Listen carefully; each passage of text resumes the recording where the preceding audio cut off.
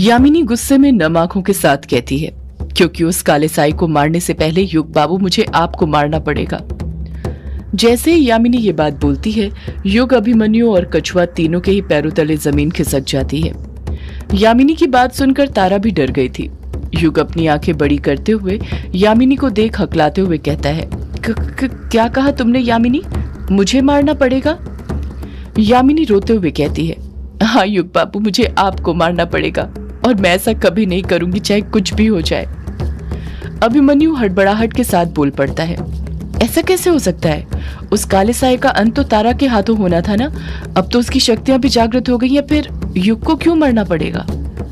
यामिनी नम लहजे में ही कहती है, पहले मुझे भी यही लगता था कि तारा की शक्तियां अगर जागृत हो गई तो उस काले साए का अंत हो जाएगा, पर ऐसा नहीं है अभिमन्यु। यामिनी अपने बाबा की बातों को याद करते हुए कहती है, बाबा ने मुझसे कहा था कि अगर उस काले साए का कोई अंत कर सकता है तो वो तू और तारा ही है, पर उसके लिए मुझे तारा की शक्तियां जागृत करनी पड़ेगी और मैं वही जागृत करने में लग गई थी। यामिनी अपनी बात कह ही रही थी कि तभी उसे युग बीच में टोकते हुए हड़बड़ाहट के साथ बोल पड़ता है, तो अब तारा की शक्ति जागृत तो हो गई है यामिनी, फिर तुम किस चीज का इंतजार कर रही हो? चलो खत्म कर देते हैं उस काले साए को। यामिनी गुस्से के साथ युग से कहती है, युग बाबू, पहले आप मेरी बात तो सुन लीजिए कि मैं क्या कहना चाहती हूँ। इतना आसान नहीं है उस काले साए को मारना जितना आप लोगों को लग रहा है। अगर यक्षिणी सबकी मौत है तो वो काला साया सबका काल है, काल। यामिनी का गुस्सा देखकर युग भी खामोश हो जाता है। वो समझ जाता है कि जरूर कोई बहुत बड़ी बात होगी जिस कारण यामिनी उस पर गुस्सा कर रही थी, उसे चुप रहने को बोल रही थी। यामिनी अपनी बात आगे जारी रखते हुए कहती है, बाबा ने मुझे बताया था कि विधि विधान के अनुसार जब दो दैवीय शक्तियां आपस में मिलती हैं तो एक नई दैवीय शक्ति का जन्म होता है और उसी नई दैवीय शक्ति से बुराई का अंत होगा। अभिमन्यु यामिनी की बात को समझते हुए कहता है, मतलब तुम ये कहना चाहती हो यामिनी कि जब तुम्हारी और तारा दोनों की शक्तियां एक साथ मिलेंगी तो एक नई शक्ति बनेगी और उससे उस काले साए का अंत होगा? यामिनी हामी भरते हुए कहती है, हाँ अभिमन्यु, तुमने बिल्कुल ठीक समझा। यामिनी मायूसी के साथ कहती है, पर उस रात जब मैं अपना ताज लेने ग्रेवयार्ड कोठी गई थी और उस काले साए से लड़ रही थी तो लाख कोशिश करने के बाद भी उसे हरा नहीं पा रही थी। जानते हैं क्यों युग बाबू? युग यामिनी को ही हैरानी के साथ देखते हुए कहता है, क्यों यामिनी? यामिनी जवाब देती है, क्योंकि मैं एक अभिशापित यक्षिणी हूँ। उस रात मेरी शक्तियां उस काले साए को नुकसान नहीं पहुंचा पा रही थी बल्कि और ताकतवर बना रही थी। उस पर मेरी शक्तियों का कुछ असर ही नहीं हो रहा था, क्योंकि मेरे पास एक डायन की शक्तियां हैं और डायन के पास काली शक्तियां होती हैं, ना कि दैवीय। डायन की शक्तियां उस काले साए को मजबूत बनाती हैं, क्योंकि वो खुद काली शक्तियों से बना है। वो काली शक्तियों का पुंज है। यामिनी अपनी बात खत्म करते हुए कहती है, विधि के विधान के अनुसार जब दो दैवीय शक्तियां मिलती हैं तब जाकर एक नई शक्ति उत्पन्न होती है और मेरे पास तो दैवीय शक्ति ही नहीं है, काली शक्ति है, डायन की शक्ति, अपने अभिशाप के कारण। यामिनी की बात खत्म करते ही युग अपना दिमाग दौड़ाते हुए कहता है, तुम्हारे पास डायन की शक्ति हुई तो क्या हुआ? तुम्हारे ताज के अंदर तो दैवीय शक्ति है ना, तो फिर तो उस काले साए का अंत हो सकता है ना। दो दैवीय शक्तियां तो हैं हमारे पास। यामिनी फिर युग को समझाते हुए कहती है, युग बाबू, ताज में दैवीय शक्ति हुई तो क्या हुआ? उस ताज को धारण करने वाली मैं तो अभिशापित हूं ना।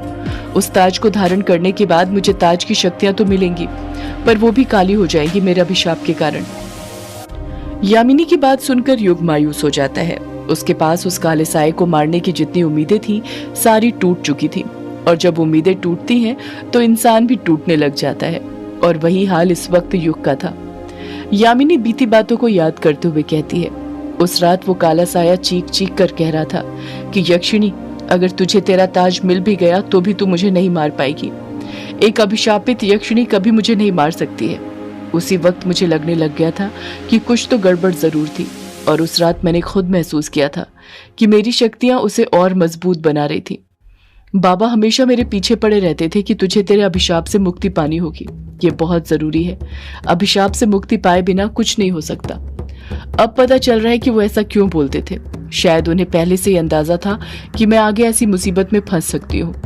मैं तारा की शक्तियां तो जागृत कर दूंगी, पर अपने अभिशाप से मुक्ति नहीं पाऊंगी, और जब तक मुझे मेरे अभिशाप से मुक्ति नहीं मिलेगी मैं उस काले साए का अंत नहीं कर पाऊंगी। उस काले साए का अंत करने के लिए मुझे पवित्र यक्षिणी की शक्ति चाहिए, न कि अभिशापित यक्षिणी की। इतना कहकर यामिनी खामोश हो जाती है। यामिनी के खामोश होने के साथ ही मंजर में खामोशी छा जाती है। सबके चेहरे पर मायूसी छाई हुई थी। युग नम आंखों के साथ यामिनी को देखते हुए कहता है, मतलब उस काले साए को मारने के लिए पहले तुम्हें तुम्हारे अभिशाप से मुक्ति चाहिए, है ना यामिनी? यामिनी कुछ जवाब नहीं देती है, बस युग की आंखों में देखती रहती है। यामिनी की नम आंखों को देखकर युग समझ गया था कि यामिनी का क्या जवाब था। युग फिर कहता है, तुम्हें तुम्हारे अभिशाप से मुक्ति कैसे मिलेगी यामिनी? युग की ये बात कहते ही यामिनी की आंखों में आंसुओं की तादाद बढ़ जाती है। यामिनी खामोशी रहती है। युग को यामिनी की नम आंखों में अपना चेहरा दिखने लग गया था। युग हिम्मत के साथ यामिनी से कहता है, तुम्हें तुम्हारे अभिशाप से मुक्ति मुझे मारकर मिलेगी ना यामिनी? युग के ये बात कहते ही यामिनी की आंखों में जो आंसुओं का सैलाब जमा हुआ था वो बहना शुरू हो जाता है, एक ऐसा प्रवाह जो रुकने का नाम नहीं ले रहा था। युग अपनी बात को आगे जारी रखते हुए कहता है, अगर उस काले साए का अंत करने के लिए मुझे मरना ही है तो मैं उसके लिए तैयार हूं यामिनी। मुझे मार दो यामिनी और पालो तुम अपने अभिशाप से मुक्ति। युग की बात सुनकर अभिमन्यु और कछुआ भी घबरा गए थे। यामिनी रोते हुए कहती है, ये आप क्या कह रहे हैं युग बाबू, मैं ऐसा नहीं कर सकती हूँ।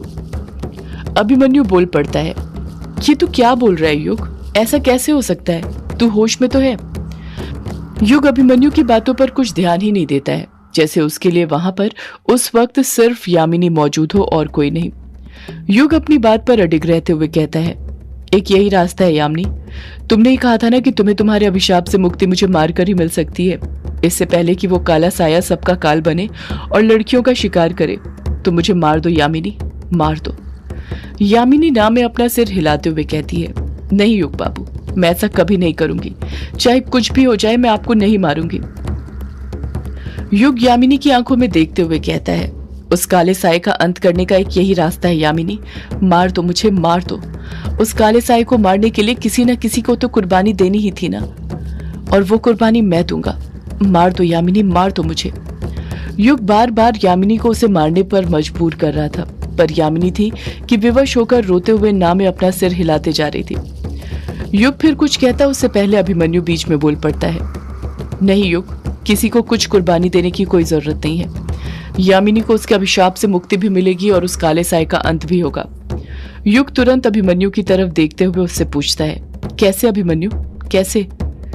अभिमन्यु जवाब देता है, अभी मुझे कुछ नहीं पता युग, लेकिन कोई ना कोई रास्ता जरूर होगा, मुझे बस थोड़ा वक्त दे, यूं जल्दबाजी में कोई फैसला मत ले।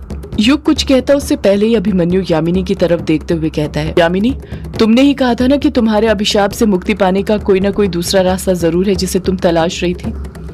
यामिनी हाँ में अपना सिर हिला देती है। अभिमन्यु युग से कहता है, युग, तुझे मेरी बातों पर भले ही यकीन ना हो, पर यामिनी की बातों पर तो है ना। हर मंजिल पर जाने के एक से ज्यादा रास्ते हो सकते हैं युग, और यामिनी के अभिशाप से मुक्ति पाने का भी जरूर कोई ना कोई दूसरा रास्ता होगा। हम उसे ढूंढ लेंगे युग, भरोसा रख। कछुआ भी अभिमन्यु का साथ देते हुए कहता है, हाँ युग, हम कोई ना कोई दूसरा रास्ता जरूर ढूंढ लेंगे। अभिमन्यु यामिनी की आंखों के आंसुओं को देखते हुए कहता है, जरा यामिनी की तरफ देख युग, तुझे क्या लगता है तेरे कहने पर वो तुझे मार देगी? कभी नहीं। ना यामिनी तेरे बिना जी सकती है, ना तू यामिनी के बिना जी सकता है। तुम दोनों एक दूसरे के बिना अधूरे हो। मैंने देखा है तुझे उसके लिए तड़पते हुए।